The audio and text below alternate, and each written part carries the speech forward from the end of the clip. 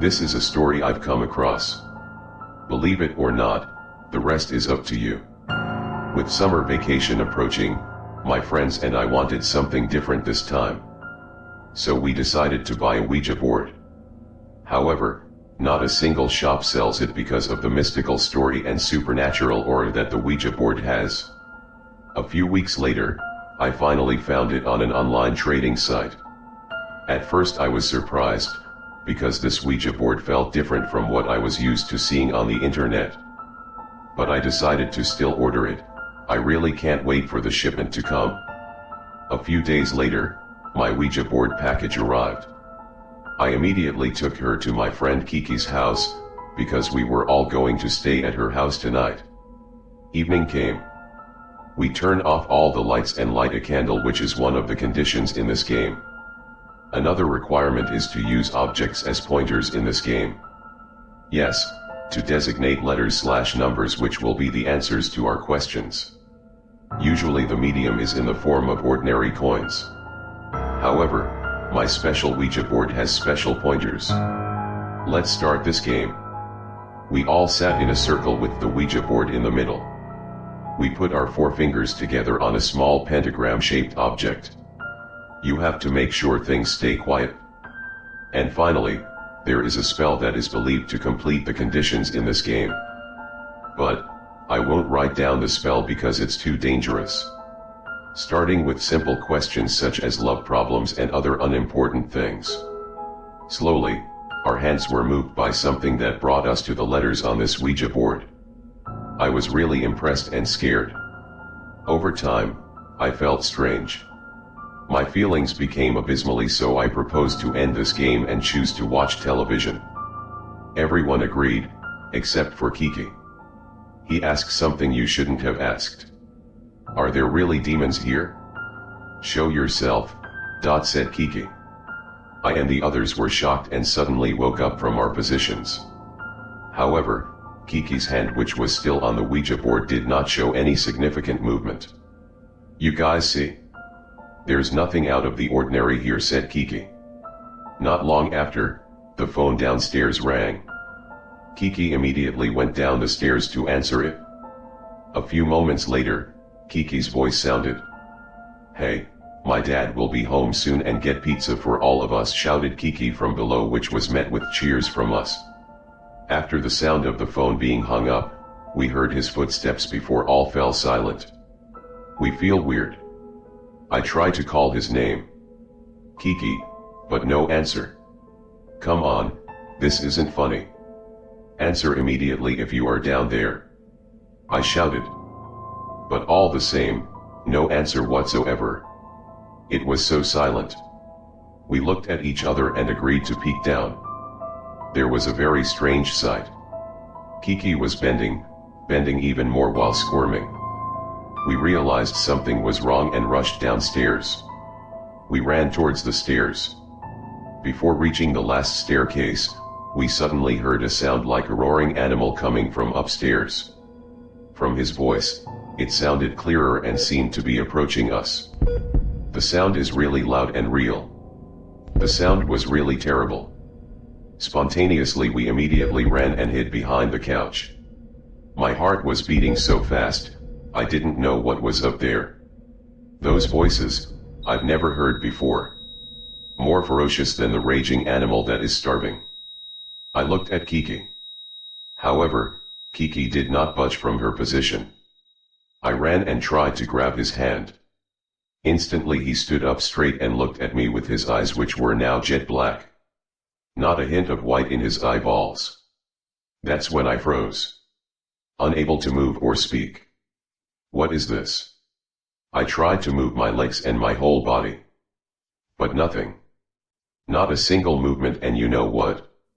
The thing that was in front of me was terrifying. I mean, it's Kiki's body, but her face has changed and I know it's not Kiki.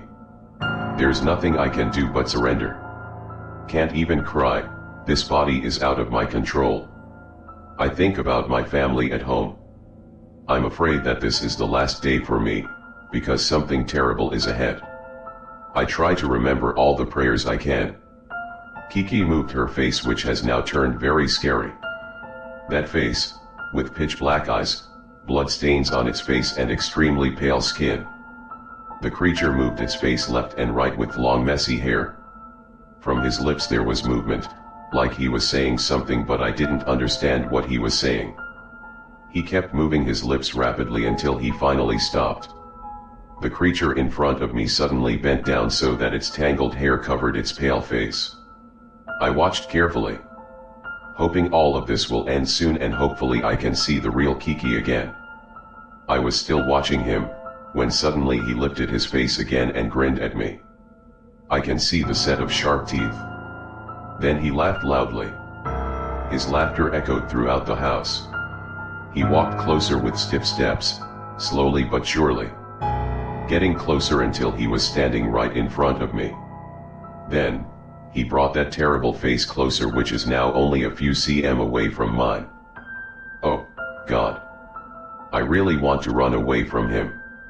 Or at the very least, just closing your eyes to avoid direct contact with the creature. But what power, all beyond my control. He grinned again, showing those sharp teeth. Moves his face left and right. Very terrible. Not long after that, Kiki suddenly woke up and I was able to move my body back to normal. Things were quiet again. I immediately grabbed Kiki before she fell to the floor. He looked very limp. I'm more worried about his condition, even though my own condition isn't completely normal either. Just imagine, what would you do if you were in my position earlier? Kiki began to fully wake up and told him that something big was running towards his body. He could still see and hear, but could not move or speak at that time. It's like someone is controlling his movements. We all hid behind a long couch. I keep an eye on things, looking around in case anything strange is going on. After confirming that everything was safe, I quickly grabbed the phone and pressed the 911 button. However, a strange sound reappeared from the floor above. God, what kind of sound is that? Her voice was like someone walking on a marble floor in high heels. There shouldn't be anyone upstairs there. Oh, God. The sound grew faster and faster.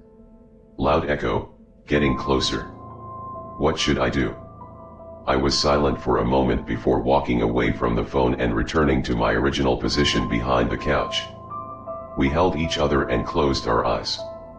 I was really desperate before hearing anything from outside. It was the sound of a car stopping in front of the house. That's Kiki's dad.